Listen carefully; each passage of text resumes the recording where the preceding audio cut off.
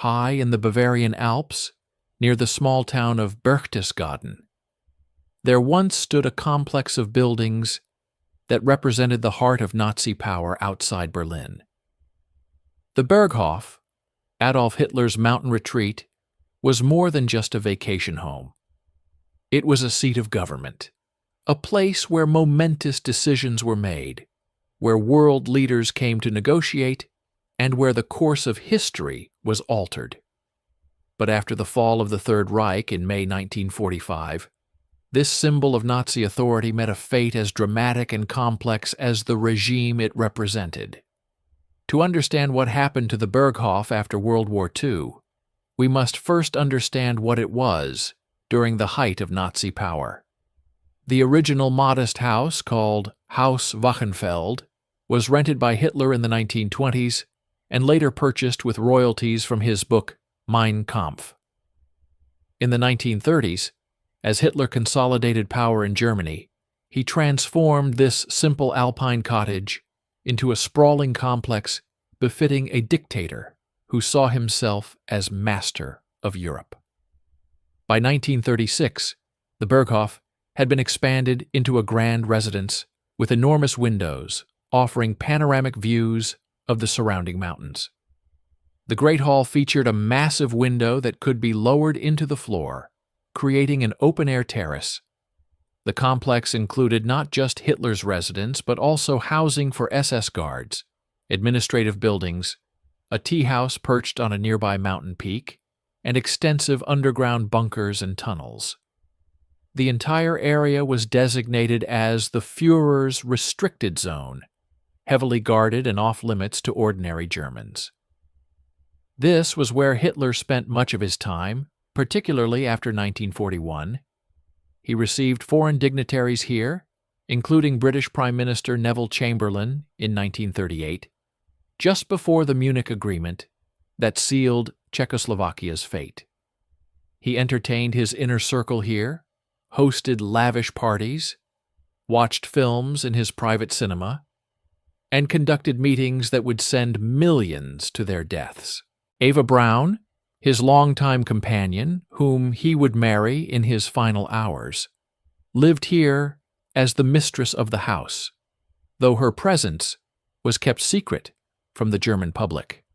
The Berghof complex grew to include not just Hitler's residence, but an entire infrastructure of Nazi administration. Hermann Göring built his own elaborate house nearby. Martin Bormann, Hitler's powerful secretary, constructed an extensive complex of his own. Albert Speer, Hitler's architect and later armaments minister, had offices there.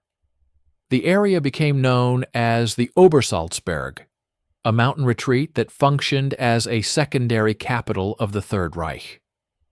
As Allied forces advanced into Germany in early 1945, Hitler left the Berghof for the last time in mid-July 1944, after the failed assassination attempt against him.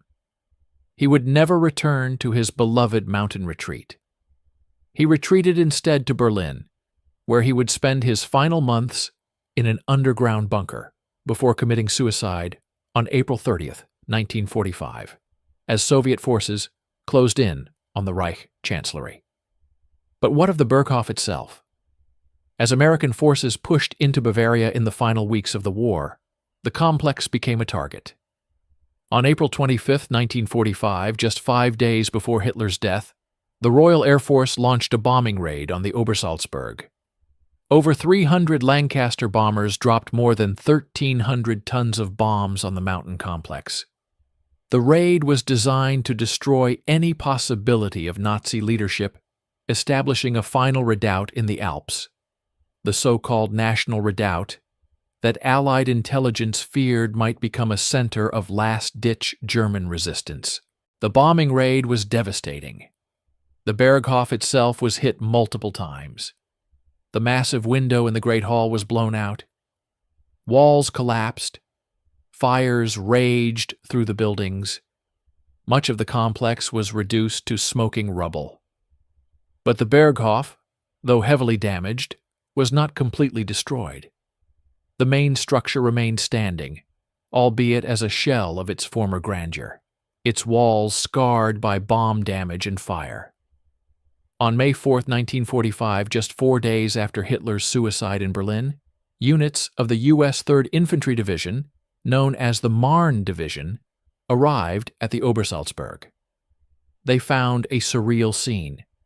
The bombing had devastated much of the complex, but what remained was still recognizable as the seat of Nazi power. SS guards had largely fled, though some die-hard defenders exchanged fire with the Americans before being overcome or retreating into the mountains. What the American soldiers found inside the damaged Berghof was extraordinary. Despite the bombing and fires, much remained. Furniture, artwork, personal belongings, official documents, all the detritus of Hitler's life at the mountain retreat, lay scattered among the ruins. The soldiers, many of whom had fought their way across Europe from Normandy or from the Mediterranean, could hardly believe they were standing in Hitler's personal residence. And then the looting began. This wasn't the organized confiscation of enemy property by military authorities. This was soldiers, from privates to officers, taking souvenirs from the most famous address in Nazi Germany. They took silverware stamped with Hitler's initials. They took paintings from the walls. They took books from his library. They took pieces of furniture, chunks of marble, fragments of the famous window frame. They took Eva Braun's underwear, Hitler's stationery, bottles of wine from his cellar, anything that could be carried away as proof that they had been there, that they had stood in the eagle's nest, as Americans mistakenly called the entire complex. One American officer, Lieutenant William Lee, later described the scene as complete chaos. Soldiers were everywhere, he said, grabbing whatever they could carry. Some were trying on SS uniforms. Others were passing around bottles of champagne from Hitler's personal stock. Still others were taking axes to furniture too large to carry, breaking off pieces small enough to fit in a duffel bag. The famous globe in Hitler's study was smashed, with soldiers taking fragments. Photo albums belonging to Eva Braun were torn apart, with soldiers claiming individual photographs. The looting continued for days. The military authorities tried to establish control, posting guards and declaring the area off-limits, but it was too late. Thousands of items had already disappeared, carried away by soldiers who would return home to America, with pieces of Hitler's life in their footlockers. These items would eventually end up in attics and basements across America, occasionally surfacing at estate sales or auctions decades later, each with a story about how grandfather had taken it from Hitler's house at the end of the war. But the looting wasn't limited to American soldiers. As news spread that the Berghof was accessible, locals from Berchtesgaden began making their way up the mountain. Many of them had lived in the shadow of the Nazi complex for years, had been displaced from their homes to make room for Hitler's expansion of the area, had been forced to endure the presence of SS guards and party officials. Now, with the Americans occupied and the Nazi regime destroyed, they came to claim their own souvenirs, or simply to see the ruins of what had dominated their lives for so long. The scene became increasingly chaotic. American soldiers trying to maintain order found themselves overwhelmed. More troops were brought in to secure the area, but by then the Berghof had been thoroughly picked over. What the bombs hadn't destroyed and the fires hadn't consumed had been carried away by souvenir hunters. In the weeks and months Following the German surrender, American military authorities faced a question: what to do with what remained of the Berghof complex? The buildings, though damaged, were still substantially intact. The underground bunker system was largely undamaged. The infrastructure of roads and utilities was still functional. Some suggested preserving the site as a museum or memorial, a permanent reminder of Nazi tyranny and its ultimate defeat. But others argued forcefully against preservation. They pointed out that the Berghof, if left standing, might become a shrine for neo-Nazis and Hitler sympathizers. Even as ruins, it might attract those who revered Hitler's memory. The last thing anyone wanted was to create a pilgrimage site for those who refused to accept that Nazism was dead. There were also practical concerns. The area around Berchtesgaden was needed for housing and reconstruction. The German people were facing a severe housing shortage, and here was prime real estate occupied by the ruins of Nazi buildings. The debate continued for years. In the immediate post-war period, the American military used some of the less damaged buildings in the complex for their own purposes.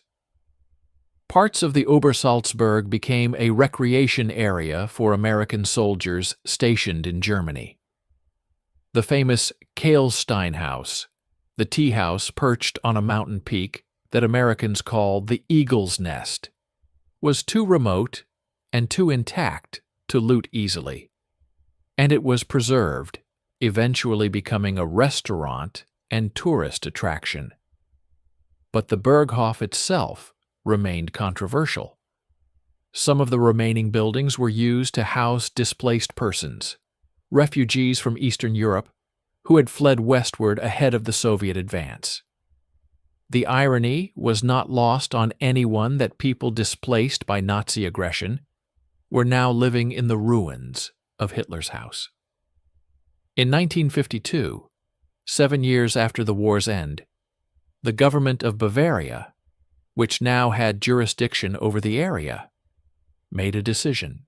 The remaining structures of the Berghof and the associated Nazi buildings would be demolished. This wasn't done all at once, but rather in stages over several years. The Berghof itself, or what remained of it, was blown up and bulldozed. The rubble was used as fill or buried. Göring's house was similarly destroyed. Bormann's complex was demolished. One by one, the buildings that had made up Hitler's mountain compound were erased from the landscape. The demolition was thorough, but not total. The underground bunker systems were too extensive and too deeply buried to completely remove. Some were filled with rubble and sealed. Others were simply abandoned, their entrances blocked or hidden.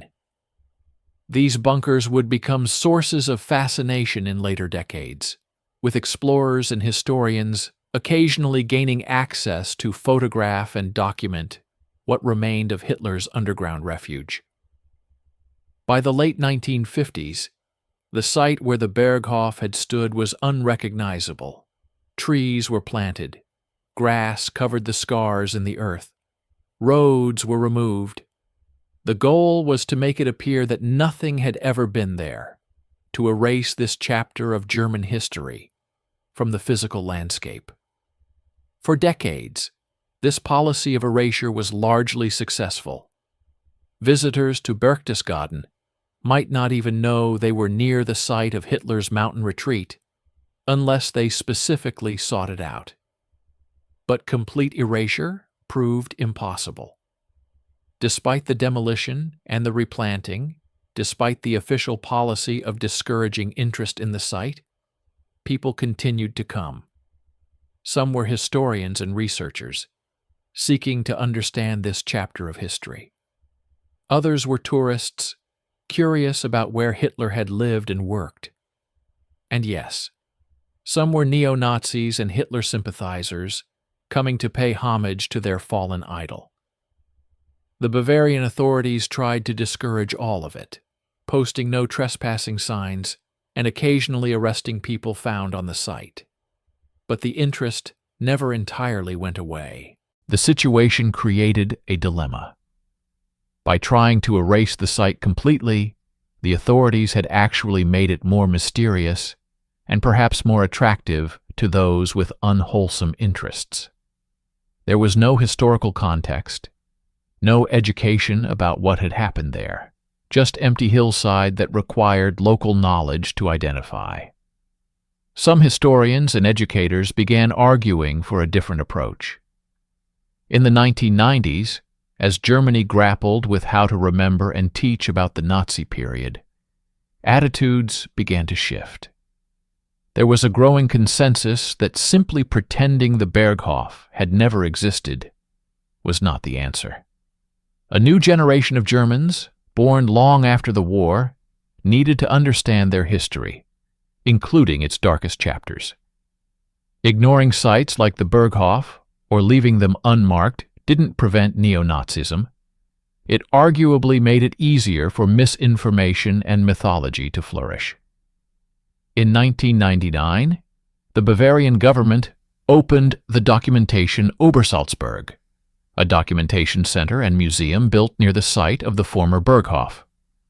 The museum doesn't glorify or sensationalize Hitler and the Nazis. Instead, it provides historical context, showing through photographs, documents, and artifacts what the Obersalzberg was during the Nazi period, how it functioned as a center of power, and what crimes were planned and ordered from this Alpine retreat. The museum also addresses what happened after the war, including the looting, the demolition, and the decades of trying to forget. It provides access to some of the remaining bunker systems, allowing visitors to see the underground infrastructure that supported Hitler's mountain compound.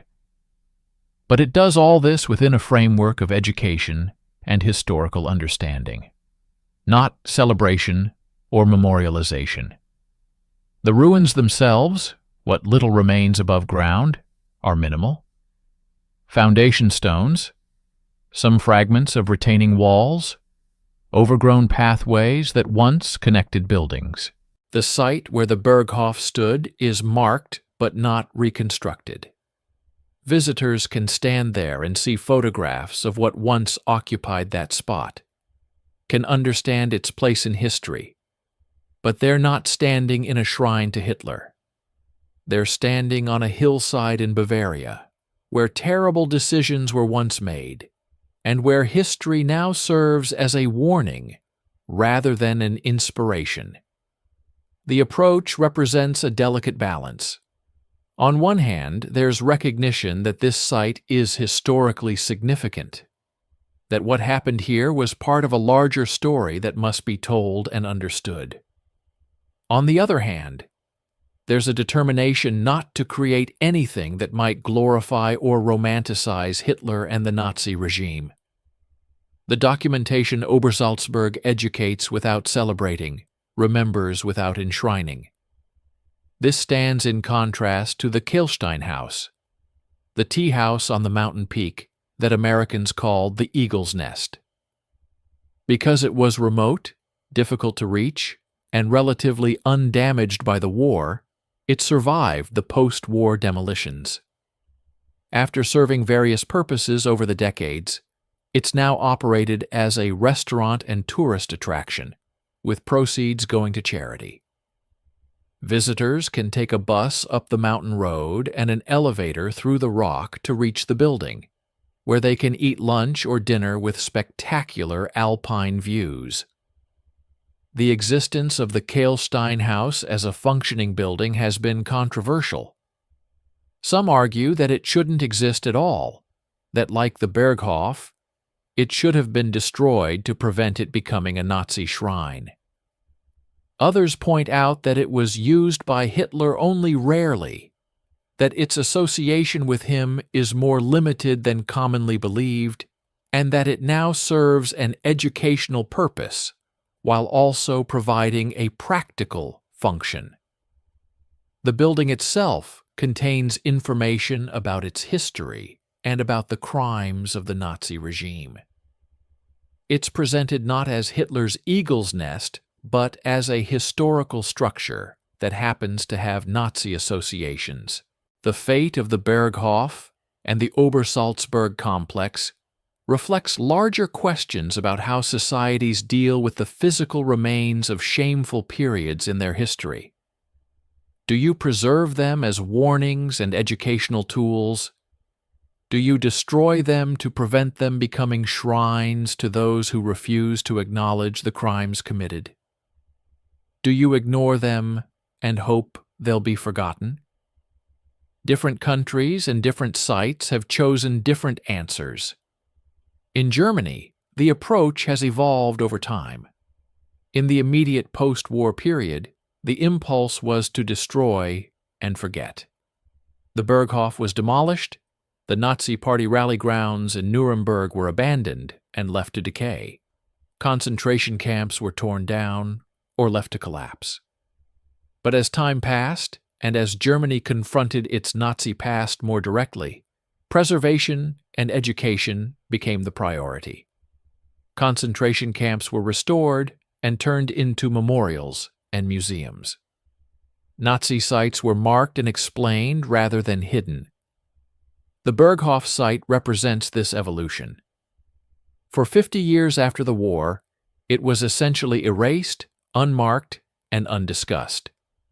But since the opening of the documentation Obersalzberg, it has become a site of education and remembrance, though not in the way that a memorial to victims might be. It's a different kind of remembering, one that says, "This is where evil was planned. This is where decisions were made that led to war and genocide, and we must remember it, so we never repeat it." The thousands of items looted from the Berghof in those chaotic days after the American arrival have their own complicated legacy. Many ended up in American homes, family heirlooms passed down through generations with stories about the war. Some have surfaced at auctions, where they command high prices from collectors despite the moral questions surrounding Nazi memorabilia. Other items ended up in museums, where they're displayed as artifacts of the Nazi period, teaching tools rather than trophies. There have been debates about whether such items should be collected and displayed at all. Some argue that Nazi memorabilia, even in museums, glorifies the regime and provides comfort to neo-Nazis. Others contend that physical artifacts from the Nazi period, including items from Hitler's personal life, help make that history real and tangible for new generations who might otherwise see it as distant and abstract. The debate continues, with no clear resolution.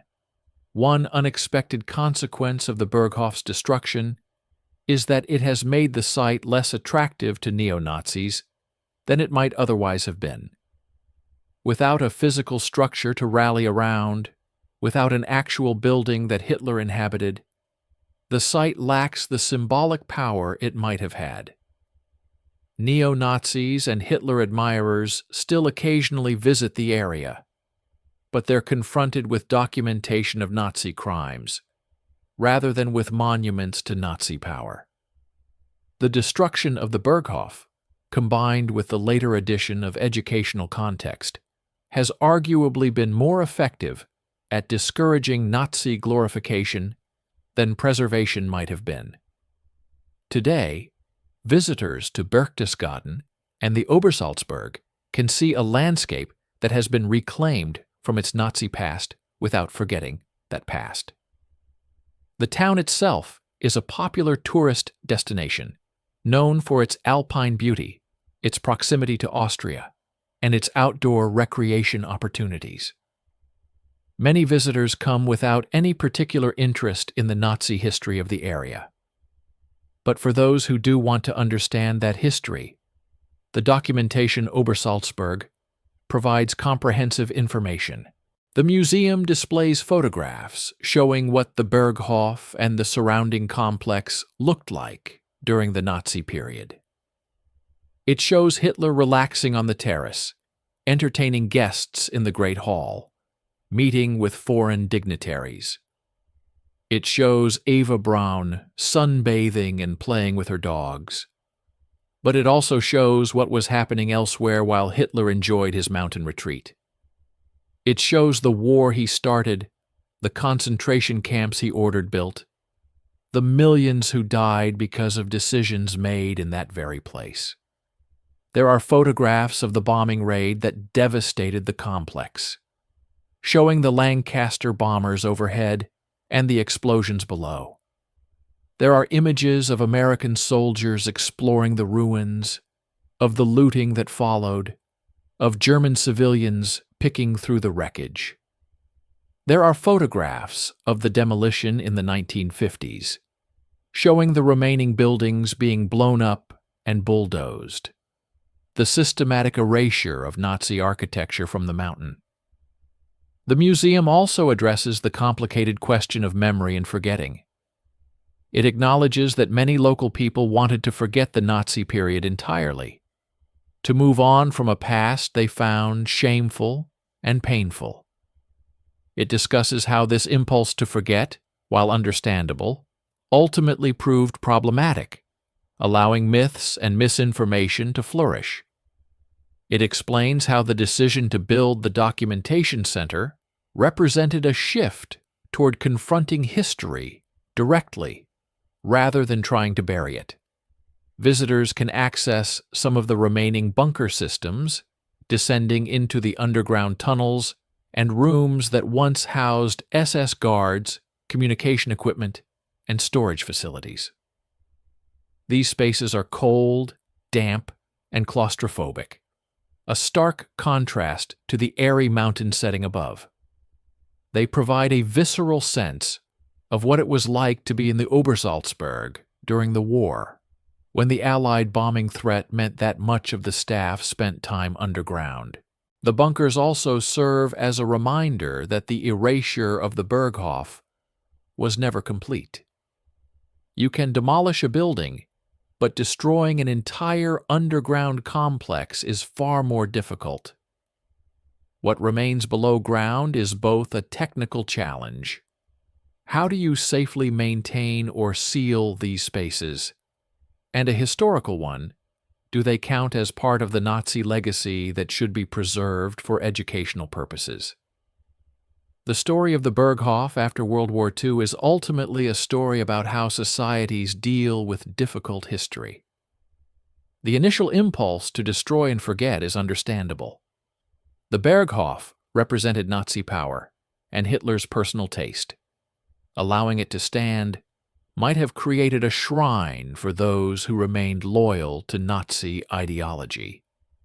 But complete erasure created its own problems, removing physical evidence of history and making education more difficult. The current approach, combining documentation with limited preservation of underground structures and careful marking of where buildings once stood, represents a middle path. It acknowledges that this site is historically significant without glorifying what happened there. It provides education without creating a monument. It remembers without enshrining. This approach has broader implications for how we think about preserving or destroying sites associated with historical crimes. Should Confederate monuments in America be removed or contextualized? Should colonial-era buildings in former colonies be torn down or repurposed? Should sites of genocide be preserved exactly as they were or allowed to return to nature? There are no easy answers, and different situations may call for different responses. What happened to the Berghof suggests that neither pure preservation nor complete destruction may be the best answer. Pure preservation risks creating shrines that celebrate historical crimes.